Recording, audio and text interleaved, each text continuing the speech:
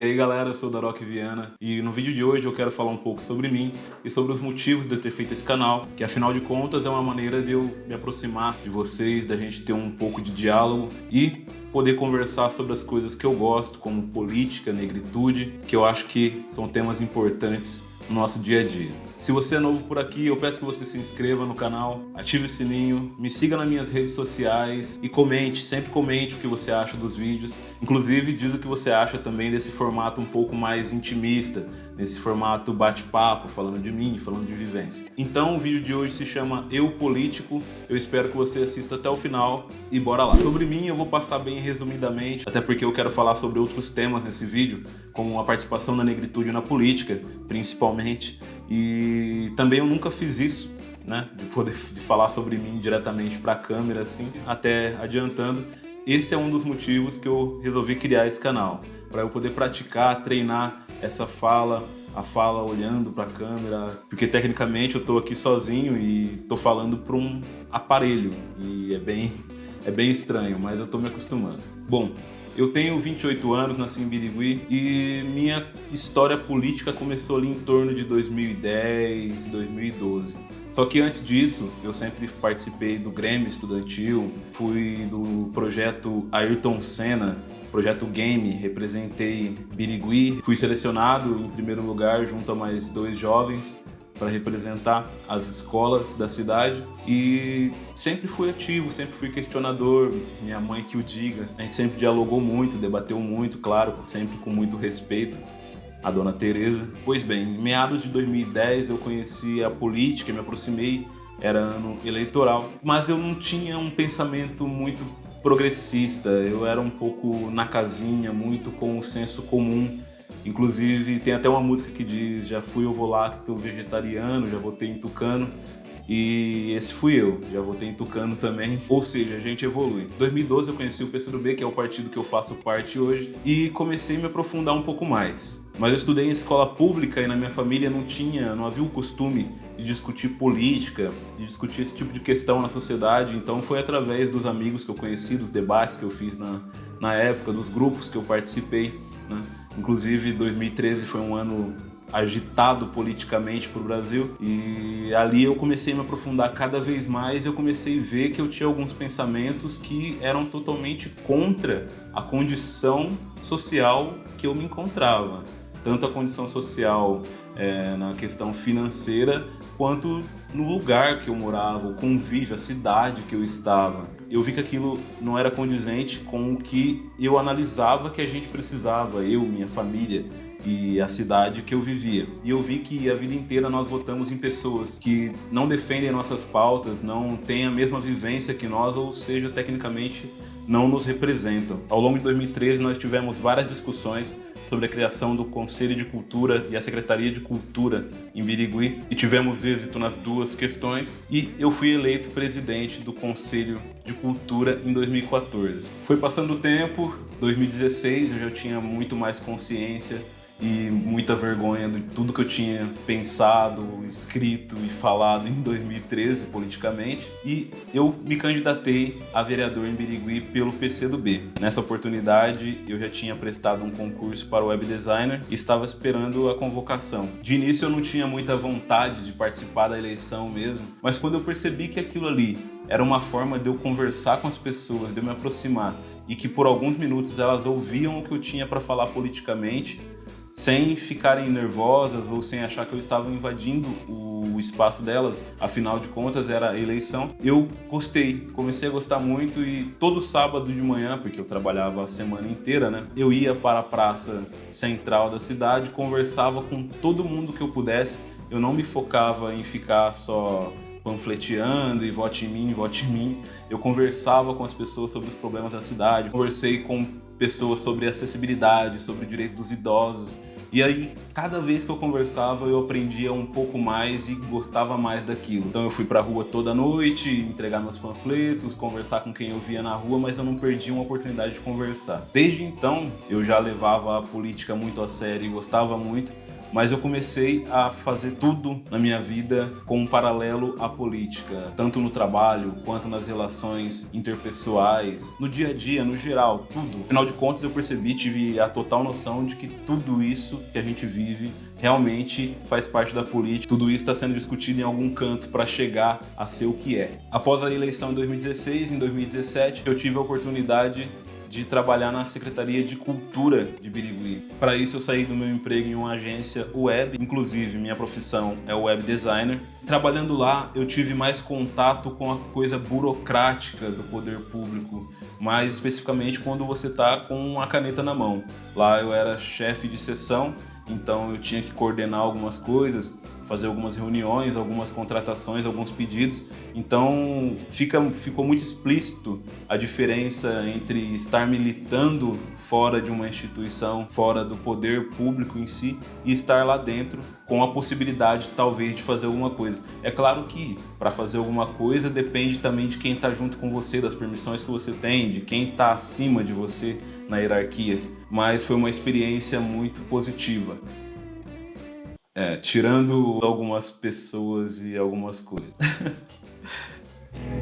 Mas foi uma experiência ótima, amadureci muito, politicamente falando. E pouco tempo depois, estava trabalhando diretamente com a juventude, né? Eu trabalhava no Centro de Referência da Juventude, então eu tive a chance de ter um contato com a juventude da arte de rua. Enfim, 6 meses trabalhando na Secretaria de Cultura de Birigui, e eu fui convocado no concurso que eu havia prestado em 2014 para assumir aqui em São José do Rio Preto como web designer na Secretaria de Comunicação Social. Detalhe, era uma vaga só e eu passei em primeiro.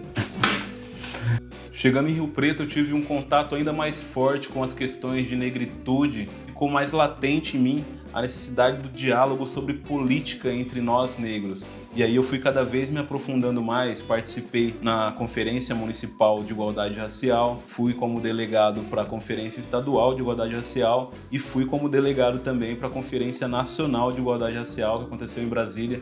Um cenário maravilhoso. Foi uma experiência muito positiva, muito enriquecedora.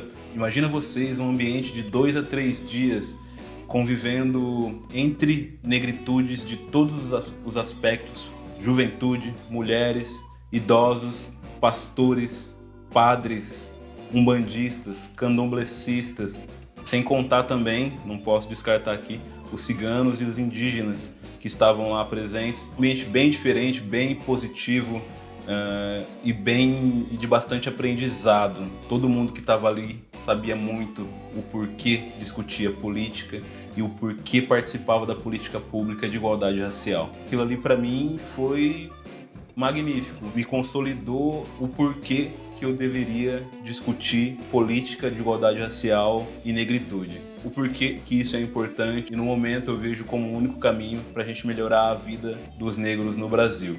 Para finalizar o trecho que é sobre mim, de lá para cá eu vim fazendo política diariamente e sempre pautando a negritude, sempre mobilizando a negritude. No momento eu estou presidente do Conselho Municipal Afro, aqui de São José do Rio Preto, e também continuo militando no PCdoB, inclusive como é ano de eleição e eu me apaixonei pela política, eu sou pré-candidato e as minhas pautas giram muito em torno da participação do negro na política, da ascensão social do negro, mas também coloco em pauta questões da juventude, educação, saúde, mobilidade urbana, que no final das contas são das coisas mais importantes para quem é pobre e a maioria dos pobres é negro. Então não tem como fugir dessa discussão. Para mim essas coisas fecham num ciclo e não se separam. Enquanto eu estou defendendo a pauta do negro, eu estou defendendo a pauta de todo mundo que precisa de política pública séria para melhorar a sua vida no Brasil.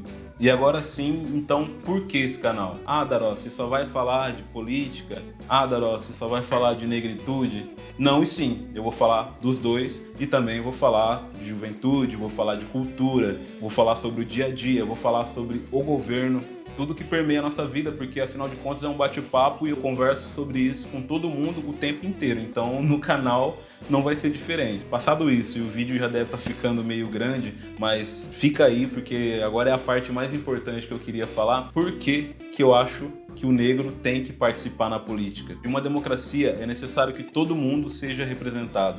E isso se dá através da política, apesar de que a gente está vivendo uma crise representativa no Brasil. Mas essa representação só se dá através da política. E o que seria a política? A política é simplesmente a mediação de interesses divergentes, vamos assim dizer. Então, tecnicamente, você vai ter representantes de todos os setores da sociedade, cada um defendendo as suas pautas. Só que a gente vive um grande problema no cenário político brasileiro atual. Nós temos em torno de 20% de negros na política, sendo que a nossa população é composta de 55% de negros. Então tem um abismo grande entre a nossa população e a representação. Enquanto isso, a negritude depende do convencimento de políticos que não têm nada a ver com as suas pautas por não terem vivenciado aquilo para aprovar medidas, projetos e leis que venham a contemplar e diminuir um pouco a desigualdade social e racial no Brasil. Afinal, a quantidade de negros e brancos na política do Brasil representa exatamente quem dá as cartas no país. Grileiros, fazendeiros, banqueiros, rentistas, toda essa galera que majoritariamente é branca e que o negro não faz parte. Foram 388 anos de escravidão e 132 anos de trabalho livre. Nesse período, o negro não teve a oportunidade de se organizar politicamente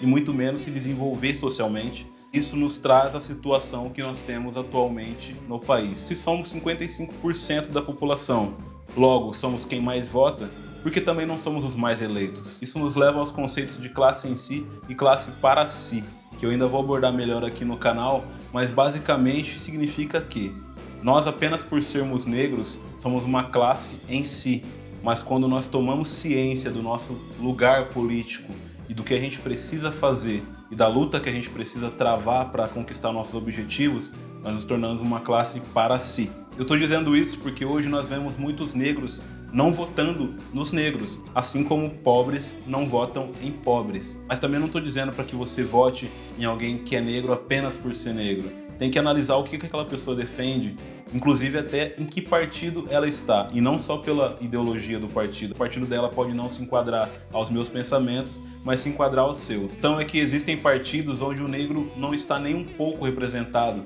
sendo usado apenas no cenário eleitoral como moeda de troca ou como laranja. Dessa forma você vota num negro achando que está elegendo alguém para te representar, mas na verdade está só dando votos para alguém que não é negro e que não vai defender os seus direitos e as suas pautas lá dentro. Resumindo, galera, o negro só vai ascender socialmente quando ele estiver representando os seus próprios interesses. E para isso, o negro precisa participar da política. Então você que não quer se candidatar ou você que não pensa em participar de grupos políticos, ao menos apoie a negritude que participa da política. Eu não estou falando só de mim, não. Existem outros negros na política também aqui em São José do Rio Preto. E o mais importante nisso tudo é que a gente consiga aumentar o número dos nossos representantes e que em 2021 nós tenhamos um vereador negro ou um prefeito negro na cidade. Afinal, assim como eu perguntei no outro vídeo, quantos políticos negros você conhece?